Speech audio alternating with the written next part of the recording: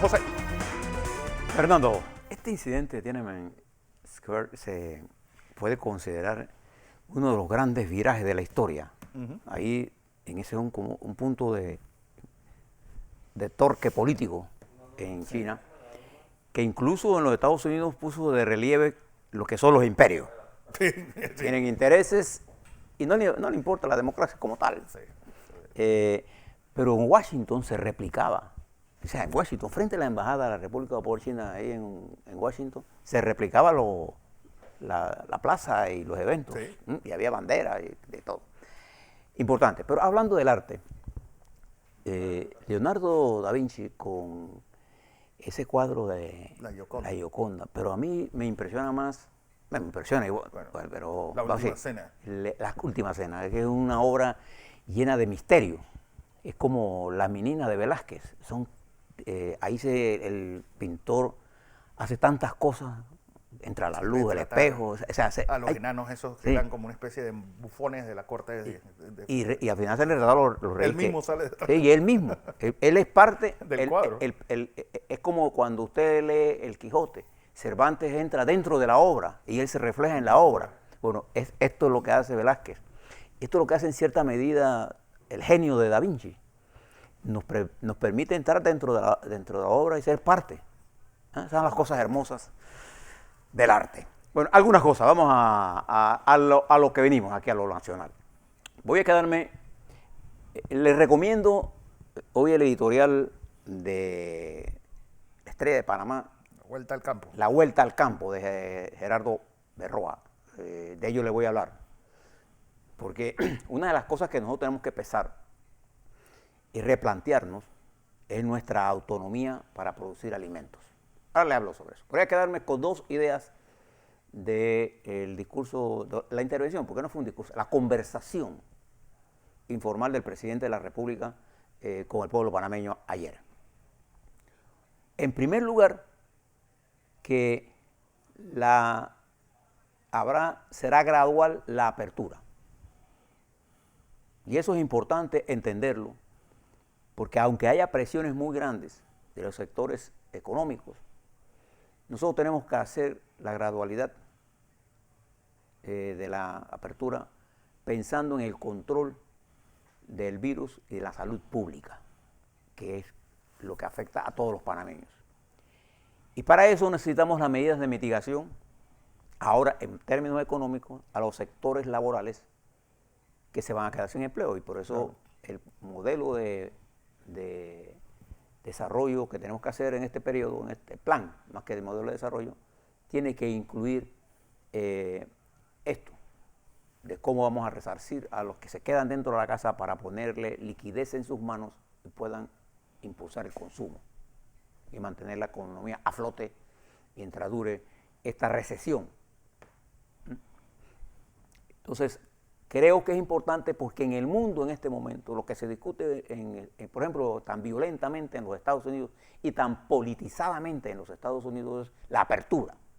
Los grandes intereses transnacionales de los Estados Unidos están presionando al presidente Trump, y él es parte de esa estructura, abrir, mientras los sectores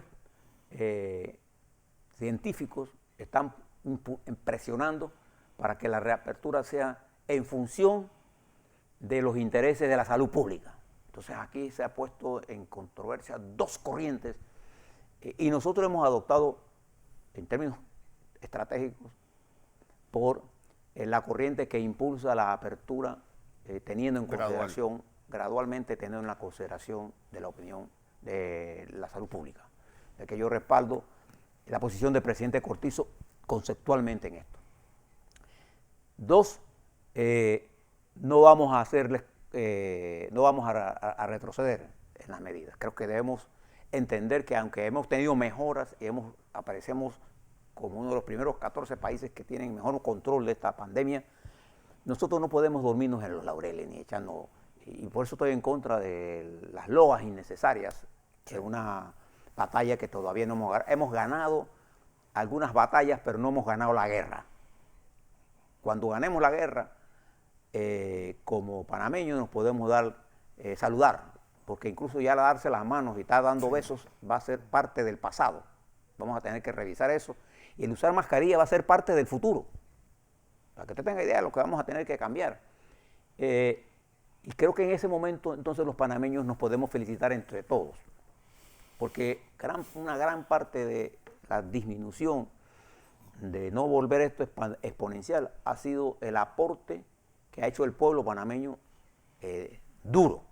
Yo quiero que ustedes sepan el estrés que hay en las casas cuando los padres están conviviendo con sus hijos y ya se agotó la paciencia de los niños. Lo primero que se agota de un niño que tiene tanta energía es la paciencia, quiere ir al parque, quiere ir a la patineta. Entonces los padres tienen que convertirse en una especie de psicólogos y después ellos verán cómo se curan ellos. Porque el estrés está produciendo nuevos padecimientos psicológicos y psiquiátricos, nuevas depresiones. Entonces, la gente que está en su casa está pagando un precio duro, créalo. No hablo de las casas de la clase media, no, de las casas de todo el mundo. De todo el mundo. ¿Cómo usted en un cuarto pequeño puede tener 4 peladitos encerrados para que no le pase nada? Eso es duro. Claro, por eso ese artículo se llama el gran confinamiento, se le llama el artículo del Fondo Monetario Internacional. Entonces, este confinamiento, a eso se le va agotando el tiempo. Sí. Entonces nosotros tenemos que abrirle espacio para que ese confinamiento, el espacio mental de la gente se vaya hablando. Por eso es que yo le hablo con mucha franqueza al Ministerio de Salud, que las comunicaciones que hagan ustedes toquen el tema de la salud mental, toquen el tema de qué deben hacer los padres, alguien que sea de educación, que le hable a los padres de familia de cómo manejar los niños esas son las cosas que la gente quiere ayuda.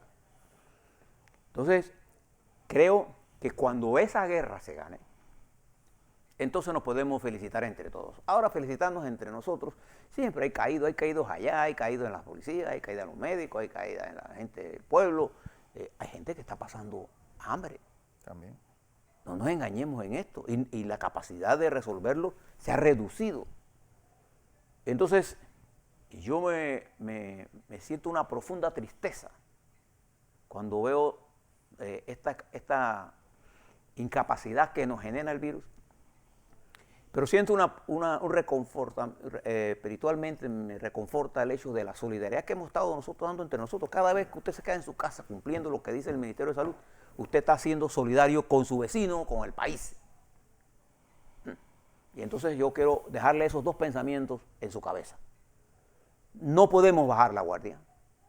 Y dos, no podemos, sobre pretexto de los intereses económicos, abrir el país para ellos y literalmente que se jodan los demás. No, tenemos que hacer un equilibrio entre cómo enfrentar y bajar, hacer que el umbral de la reproducción del virus sea menor de 1, para tener las epidemias bajo control. Y dos, cómo enfrentar la recesión, porque ya no estamos hablando de una caída, ya estamos en recesión. El mundo en general está en recesión. Donde hay casos tan patéticos, sobre todo en América Latina, con una caída del 6.6% en México y de 5.8% en Brasil. A México le va a pegar enormemente esto. Y a Brasil, con todo y con un presidente que cree que todo es populismo, y que él va a resolver para los pobres sin pensar en los sectores, pero para los pobres sin resolver. Solo se puede resolver para los pobres generando empleo y generando riqueza en los pobres. No es generando dádivas ni limosnas, no. El desarrollo tiene que ser la capacidad de la familia de volverse autógena, es decir, de volverse ella autofinancieramente viable. Eso es lo que es desarrollo. Bien. Entonces aquí hay un punto importante. Le he venido conversando con Fernando fuera de cámara. Se está produciendo un desabastecimiento de alimentos en el mundo. En este momento. Usted va, por ejemplo, que es uno de los grandes poderes de los Estados Unidos. Es un país que produce comida para exportación con un nivel de eficiencia enorme. Pero ya hay grandes fábricas en los Estados Unidos, porcinas, que han sido cerradas. Los agricultores de los Estados Unidos, ante la falta de demanda por sus productos, los están destruyendo en el campo. Bueno, ayer se dio eso en Chiriquí. En la Florida. Con el maíz y el tomate. Eso está pasando aquí. Entonces, nosotros allá, ellos tienen subsidios. ¿Se acuerdan cuando ellos nos dieron a nosotros? No, no hay nada subsidiado. Ellos nos mandaban a nosotros aquí, nos dompeaban su economía subsidiada aquí para eliminar a nuestros productores agropecuarios. Entonces nosotros tenemos que pensar con seriedad y con profundidad en la política agropecuaria, de la producción de alimentos. Nosotros tenemos que convertir en primera prioridad, de verdad, el desarrollo del campo. Entonces nosotros tenemos un grupo de empresarios que están en el mercado, que son los que yo llamo los agronegocios, y siempre nos concentramos en el agronegocio. Pero ahí está la agricultura de subsistencia, y están una cantidad de fincas que no generan rentabilidad. Una vez yo hablaba con el ministro Pérez, del MIDA, discutiendo sobre esto, cómo hacer que sea realidad la rentabilidad de la pequeña y mediana finca. Hay que diversificarla. Pero nosotros tenemos que plantearnos de verdad. ¿Se acuerda cuando hablamos de la Revolución Verde? Bueno, dejamos de hablar de la Revolución Verde cuando todo el modelo neoliberal nos obligó a cerrar parte del sector agropecuario, abriéndolo al mundo, y ahora resulta que ese mundo se ve golpeado por esta pandemia y surge entonces una nueva necesidad: alimentos. Y no importa qué dinero tenga, si no va a haber plata para comprarlo. Alimentos y agua. Dos elementos importantes de la vida. El presidente Cortizo había visto este problema del agua con el problema de la represa de Bayano, que tenemos que volver a tomar ese tema, porque la represa de Bayano tiene que pasar, desde mi punto de vista, a control del Estado, para poder tener un reservorio de agua de consumo y de apoyo al Canal de Panamá. Venderle agua. Es un problema importante, pero en el caso del sector agropecuario nosotros tenemos que incrementar la producción. La escasez de productos agropecuarios se explica en el mundo por los siguientes hechos. Primero, la exportación de maquinaria está detenida. Hoy no tenemos demanda. Los Estados Unidos están volteando tierra, botando cosechas. Fíjense qué cosa del mundo. Mientras un tercio de la población tiene hambre, un octavo de la producción que produce alimentos la está botando. Mire las contradicciones que genera este modelo. Entonces nosotros tenemos que desarrollar los proyectos para ser autosostenibles en arroz, en porotos, en legumbres, en tubérculos, en pollo, en carne de res, de puerco. Y tener que poner los aranceles de protección, cualesquiera que ellos sean. Porque aquí discutimos siempre las grandes potencias nos impusieron a nosotros el modelo, no, hay que ser, como es el mundo global. Entonces, ¿qué se hizo los Estados Unidos? Se cerró. Los Estados Unidos está tan cerrado en ellos ahora mismo con la política del señor Trump, que incluso le suspende la ayuda de 500 millones de dólares a la OMS. Mire qué cosa más grave. Nosotros no hemos medido la gravedad, así como se salieron de la cumbre de cambio climático. Los Estados Unidos han abandonado los principales escenarios de combate donde se discuten los problemas del mundo. Bueno, se sale de la OMS, él dice que es parcial, pero esta amenaza de, bueno, yo pongo 500 millones, yo le puedo asegurar que si Europa, Rusia y China deciden, sacan a los Estados Unidos. ¿Y qué pasa con los Estados Unidos? A nosotros no nos interesa un Estados Unidos aislado. A nosotros nos interesa un Estados Unidos participativo del mundo multilateral por el peso específico que esa nación tiene en el mundo y va a tener. El desastre de la sociedad de las naciones y de todo lo que fueron los años 30 y el ascenso de Hitler, de Mussolini y los efectos de la Segunda Guerra Mundial se debe a que Estados Unidos decidió que era un problema europeo y ellos se aislaron. Igual China. China era la principal potencia del mundo. Desde el siglo XV, los dirigentes chinos se aislaron y perdieron hegemonía. Desde hace 40 años, China se abrió al mundo. Y mire el desarrollo que logró. A mí me preocupa el nivel de aislamiento de los Estados Unidos, porque ese aislamiento nos está indicando a nosotros la necesidad, así como le estoy proponiendo que el desarrollo tiene para hacer que las familias sean autógenas, que las fincas sean rentables, nosotros tenemos que depender mucho más ahora de nuestra producción de alimentos y agua, para no estar sujeta a estos vaivenes. Entonces todos estos pelefustanes que nos vinieron a hablar aquí, que no, que esto no es rentable, que este sí es rentable, saquemos esta producción, se equivocaron. Yo siempre les he dicho a ustedes, más importante que la revolución como concepto de querer trastornar todo y virar pata para arriba esto, son las reformas permanentes en el tiempo. La reforma global ha sufrido un golpe mortal y tenemos que replantearnos nuevas políticas. Una de esas políticas tiene que ser la producción de alimentos y la producción de agua potable. Más importante que el petróleo. Hoy el petróleo está almacenado. No hay demanda para el petróleo de Texas está cayendo a pesar del corte porque el mundo está lleno, no hay coco. Como no producimos, entonces no podemos aportar. Y que además tiene el sector agropecuario. Los insumos que estamos nosotros obteniendo en este país son excesivamente caros. Y por otro lado, el modelo de financiamiento a las fincas, en la que empresas agropecuarias dan un financiamiento altamente costoso. Yo quiero que ustedes sean productores. Y cuando usted a una agencia que vende insumos agrícolas le hace un préstamo, la tasa de porcentaje de que le cobran a usted es altísimo. Entonces, nuestros finqueros, los que están en mercados y los que intentan estar en mercado, están endeudados hasta el tope. Para que usted sepa, esa es gran parte del problema que estamos teniendo en el sector agropecuario. No es un problema que tú me compres nada más a mí.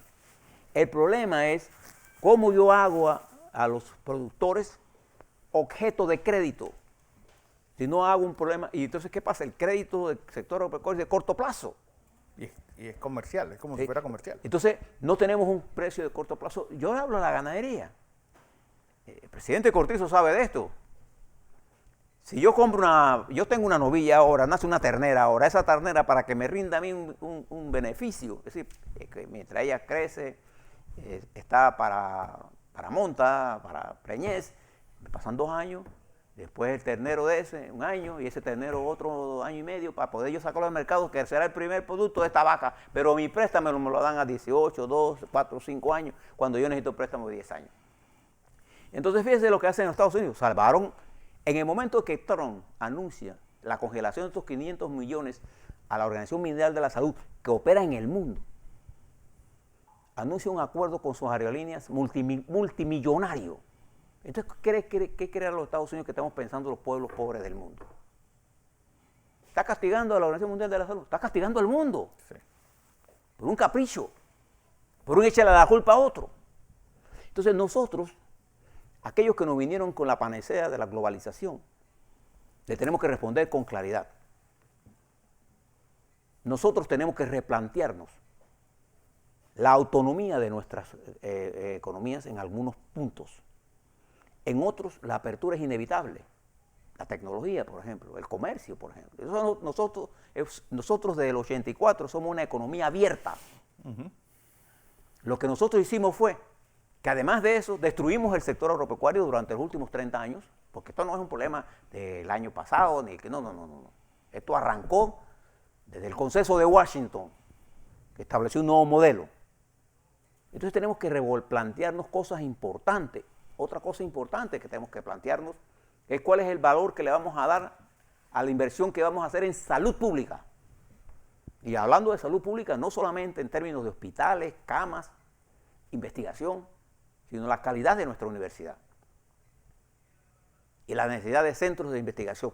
Y cuál es la calidad, el papel que le vamos a dar a la educación.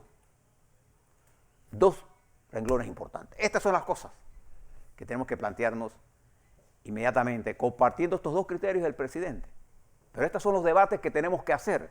Y no estar en Twitter debatiendo pendejadas, que eso es lo que estamos haciendo. Entonces, los grandes llamados influencers, lo que nos están llevando es a discutir tonterías, cuando tenemos que levantar la mirada, ¿así?, y ver las cosas estratégicas, y dejarnos de fomentar la división entre nosotros, porque este es el momento en que la unidad de la nación es más importante que todo. Es la unidad y la solidaridad que esa unidad genera para la construcción y participación de un mundo más equilibrado más solidario y más multilateral. Piensen en estas cosas. Así es.